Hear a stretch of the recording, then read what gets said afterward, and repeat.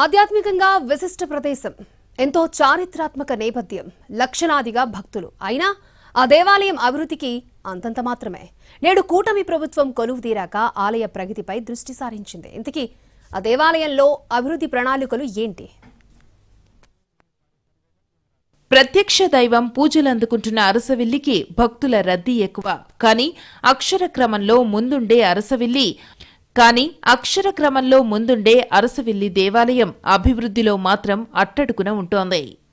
ఆలయ అభివృద్ధికి గతంలోనే మాస్టర్ ప్లాన్ను సిద్ధం చేశారు. దేవాదాయ శాఖాధికారులు 30 కోట్ల రూపాయలతో ప్రతిపాదనలు రూపొందించి ఉన్నతాధికారులకు నివేదించారు.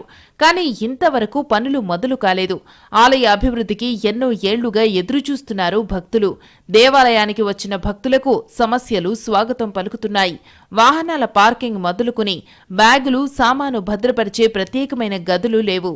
సుదూర ప్రాంతాల నుంచి వచ్చే భక్తులకు వసతి సౌకర్యం లేకపోవడం, వేలాదికి వచ్చే భక్తులకు సరిపడా టాయిలెట్స్ సైతం లేని దుస్థితి నెలకొంది. ప్రభుత్వాలు మారుతున్నా అభివృద్ధిలో మాత్రం అడుగులు ముందుకు పట్టం లేదు. కొత్త డిజైన్తో భక్తులకు మరింత సౌకర్యవంతంగా అభివృద్ధిని జరిగేలా అద్భుత ఆలయాల సరసన అరసవిల్లిని చేర్చేందుకు అధికారులు ప్రణాళికలు సిద్ధం చేశారు. అరసవిల్లి శ్రీ సూర్యనారాయణ స్వామి ఆలయానికి తూర్పు, ఉత్తర, దక్షిణ దిశల్లో సమూల మార్పులు జరగాల్సి ఉంది. ప్లాన్ అమలుకు మొత్తం 79 అసెస్మెంట్లు తొలగించాలని పనులకు ఫుల్ స్టాప్ పెట్టారు.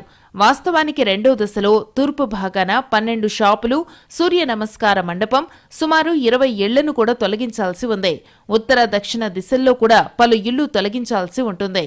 బ్రాహ్మణ వీధి, ఆలయ ఉత్తర ద్వార వీధి, కాపు వీధి తదితర ప్రాంతాలలో రోడ్లను విస్తరించాల్సి ఉంది. మాడవీధులు విస్తరణ చేస్తే ప్రత్యేక పర్వదినాలలో స్వామివారి సేవలు మరింతగా భక్తుల సమక్షంలో చేసేందుకు వీలు కుదురుతుంది.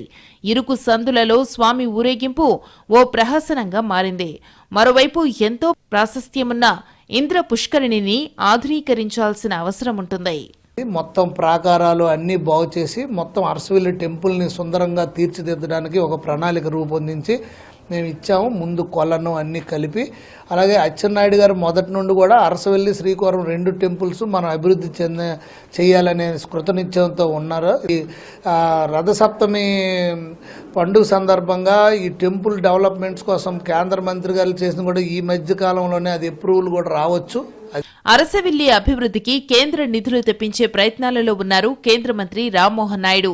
కేంద్ర ప్రభుత్వ పథకం తీర్థయాత్ర పునర్జీవనం, ఆధ్యాత్మిక విస్తరణ పథకం ప్రసాద్లో ఎంపిక చేయడంతో పాటు 100 కోట్ల రూపాయలతో అభివృద్ధికి ప్రత్యేక ప్రణాళిక రూపొందించాలని విన్నవించారు. కేంద్ర పర్యాటక సాంస్కృతిక శాఖ మంత్రి గజేంద్ర సింగ్ షెకావత్ను ఆయన కలిశారు. ఈ సందర్భంగా దేశంలోనే అతి పురాతన ఏకైక సూర్య దేవాలయం అరసవిల్లి ఆలయ చరిత్ర, విశిష్టతను తెలియజేశారు. కేంద్రం నుంచి నిధులు వచ్చే అవకాశం ఉందంటూ మంత్రులు వెల్లడించారు. దీంతో ఆలయ అభివృద్ధి విషయంలో కొత్త ఆశలు కలుగుతున్నాయంటున్నారు భక్తులు.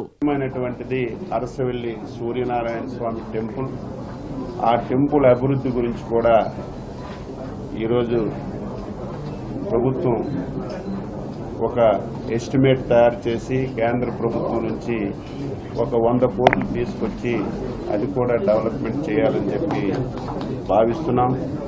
ఆదాయం కోట్ల రూపాయలలో వస్తున్నా అభివృద్ధి చెందటం లేదని ఆవేదన వ్యక్తం చేస్తున్నారు భక్తులు. కేంద్ర ప్రభుత్వ ప్రసాద్ నిధులతో పాటు ప్రముఖంగా ఉన్న శ్రీకూర్మం, శ్రీముఖలింగం, సాలిహుండం, కళింగపట్నం బీచ్లతో టెంపుల్ టూరిజాన్ని అభివృద్ధి పరచాలని కోరుతున్నారు సిక్కోలు వాసులు. ప్రభుత్వం చొరవ చూపుతూ ఉండడంతో అరసవిల్లి ఆలయం అభివృద్ధిలో పురోగతి ఉంటుందని ఆశిస్తున్నారు.